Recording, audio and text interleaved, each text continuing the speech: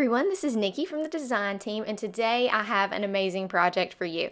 I think it's just the cutest thing. I modified these honeybee stamps dies to create a little treat holder, and I think it would be such a cute way to give teachers gifts or just add a little something to your Christmas gifts. All right, and we will be looking at lots of honeybee stamps products today that ScrapbookPal has got in, some new things, some older things, but it just makes such a cute card. We're going to go over creating textured snow. I'm going to build this from scratch, so I will show you. It's pretty easy. You need a scoreboard, and we are going to create the middle to hold this cute hot chocolate spoon. It's so precious. Let's get right into it. Make sure if you haven't done it yet that you hit the subscribe and like button on this channel, and we have lots of inspiration here for you and would love to have you back. So let's get into it. All right, so we're going to start with the new mason jar die set. It's just 2 dies, gives you the lid and the bottom, and then the build a snowman. So this is a great one just to play with. You can do so much with these little guys. There's so many little extra details. And then I'm going to use this stamp set for the sentiment. It's Tag Your It Holidays, and it's just got a lot of different small sentiments that fit inside that jar.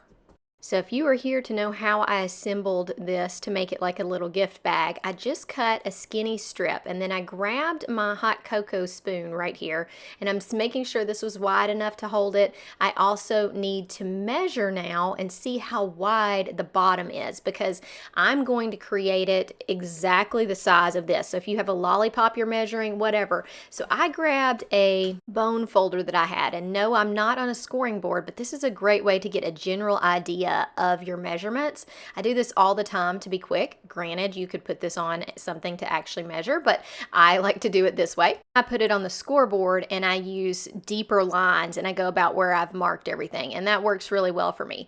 Now, how long you need the other part is up to you. I just created a long strip just for the ease of cutting, and I can trim these down if I need to, but it ends up being right about the right height. I end up deciding to cut the top of this packaging off just to make it look neater in photos, since I make cards and show videos for them.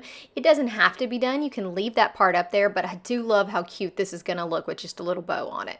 To keep things neat and also to seal this back up so that I can give it to someone and they're not worrying that it's going bad, I'm using some adhesive. I'm using glue dots. You can use any sticky adhesive you have. I'm not sure if glue would work great like this, but I bet hot glue would be awesome. But I'm just going to stick all these little pieces, and part of this is to tuck it in behind the mason jar, but also just to keep it sealed so that the product actually stays good if somebody doesn't eat it for a little while. So just using these little dots, because to me those were pretty easy. If you have a tape run or anything that holds well, you can do this. I'm just kind of making sure it stayed sealed and that I've got it all kind of wrapped around this little popsicle stick that it's on. Now I'm going to take you through making the pieces of the card, and then we'll put it all together at the end, but I just wanted you to see how I measured, and of course we'll just stick all this stuff together, but I want to show you now the super cute parts of this card. Now I'm going to start off with creating the textured snow, and we're going to be using the Lawn Fawn embossing powder textured white. Now you could do this once you've cut your pieces out, but I'm going to do this before I do my die cutting. So I've got myself a piece of little paper right here, and if you need more, you can do a bigger piece. But I'm just going to take my Versamark ink pad, which is what I use to hold embossing powder to the paper, and I'm going to stamp it all over it. And then we're going to pour that embossing powder on and heat it up, and I'm going to show you what cool texture it has. Before heating, it has great texture. It's a little bit more off-white than once you've heated it up. So just remember, it is an embossing powder, so you do need to add heat. It looks so awesome. So you want to give this time to cool, and then I'm going to die cut the base of my snowman out of it, and I'm also going to use the Lawn Fawn stitched hills die, and I'm going to cut a couple of little hills to go at the bottom that look like our snowman is going to be standing in a snow drift.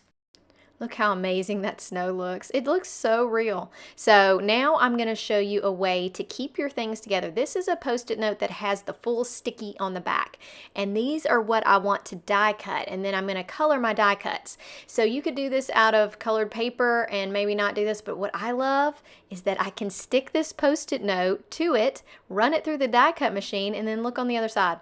Now I can pull the Post-it note off. It'll grab all my dies. I'm not losing anything. And for most of them, it actually grabs the little piece of paper as well. So just a quick little trick that helps keep together some of these very small pieces. This sticky note trick also works great for coloring. So I still have a mat underneath everything, but I put them on this little sticky area and I'm using that to color with my Copics. Now, like I said, you could have cut these out of pattern paper, you could have cut them out of something else, but I just love giving that shading. I just think it makes it look very realistic to add Copic markers to your project. So I'm going to use R29 as my red. I'm using R22 as this lighter color, and then I'm going to come in with a very dark red at the end and just add a little bit more dimension with R39. I'll pop all those up for you. So you could not worry about the shading as much and just do one color if you wanted, but I'm going to add, I love to add a little bit of shading, and I like bringing this dark R39. I think this is my favorite new marker. I just really love how much detail it gives to red. Sometimes I think red is a little harder to shade than other things, and adding that little darker tone in there really makes a difference. It's so cute. Another reason to use something sticky is look how tiny this little carrot is. Oh my goodness. So I did YR07 and then I'm going to do YR04, and I just added like a little detail to that carrot. I know probably most people wouldn't notice, but it really just makes me happy to add some little lines to the carrot. And I always like to plan where my sentiment's going to go. So I went on and grabbed the die cut pieces that I had, and I'm looking at where I can put this because I'm going to stamp it before I do any ink blending. So that helps me figure it out. You just take it out of its package so you can see through the stamp, and then you can see what fits in your space. So I ink blended 2 of these panels, and you don't have to do the very top because we're going to cut out with a die the lid of our mason jar, but I'm starting with peacock feathers, and I'm doing this around my edges so that my edges are a little bit darker, and then I'm going to come with that salvaged patina and just do right in the center to give it a little spotlight effect. Once I created the ink blending, I did go and add a little bit of splatter with water, and then I did a little splatter with some white acrylic paint. Here's what it looks like up close. I did this exact same thing twice, let this dry, and now we need to start assembling our cards. So I have this little coffee filter where I've cut out lots of pieces, and I've got them stored there so that I don't lose all of these teeny tiny pieces. I'm looking at my setup to see how much snow drift I want to have, and I've already cut out the lid. I'll show you that in a minute when we put it together, but I've cut out the lid out of a really pretty silver metallic cardstock. That cardstock is from Fawn, and I'll make sure to link it for you. Now you can do whatever you want to with this snowman, but I end up turning those snowballs a little bit more flat. It seems like it fits in the hat better if you adjust the snowball just a little bit differently, so make it a little wider so it fits on your hat. It also helped on this card because it's a pretty short card, and so you don't have a whole lot of real estate, and this makes that snowman just a little bit shorter.